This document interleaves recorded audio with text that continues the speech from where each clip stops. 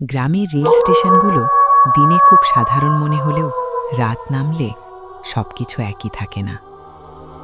এই স্টেশনটাও তেমন, একটাই প্ল্যাটফর্ম, পেছনে বুড়ো বটগাছ, যার ছায়া রাতে অকারণেই লম্বা হয়ে যায়।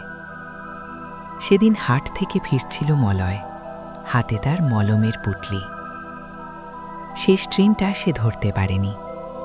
ঘড়ির কাঁটা তখন রাত 12টার দিকেই। গ্রামে সবাই জানে রাত বাড়লে এই স্টেশনে বেশি সময় থাকা ঠিক না। কিন্তু মলয় দাঁড়িয়ে রইল, ভয়ে না, ক্লান্তিতে। হঠাৎ সে টের পেল স্টেশনটা অস্বাভাবিক রকম চুপ, যেন শব্দগুলো কোথাও লুকিয়ে পড়েছে। তারপর পায়ের আওয়াজ, স্পষ্ট না, তবে উপেক্ষা করার মতোও না। রেল লাইনের উল্টো পাশ থেকে একজন বৃদ্ধা এলো। মুখটা ঠিক দেখা যায় না, কাপড় পুরনো, ভঙ্গিটা অস্বাভাবিক স্থির। সে হঠাৎ মলয়ের কাছাকাছি গেল এবং বলল, এত রাতে এখানে কেন? মলয় স্বাভাবিক গলায় বলল, ট্রেন মিস করেছি, ভোরেরটা ধরব।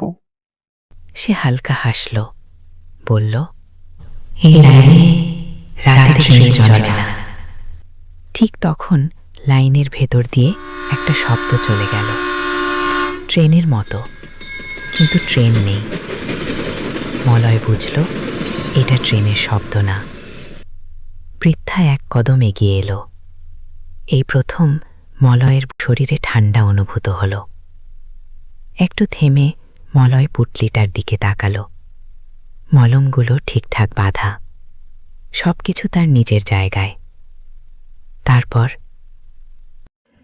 কি ভাবছেন, এরপর কি হলো? এরকম আরো অনেক গল্প আছে আমার এই মলমের পুটলিতে। জানতে চান? আমি শীঘ্রই আসছি আপনাদের মাঝে মজার সব গল্প আর মলয়ের মলম নিয়ে।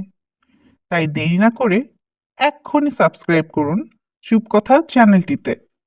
ধন্যবাদ।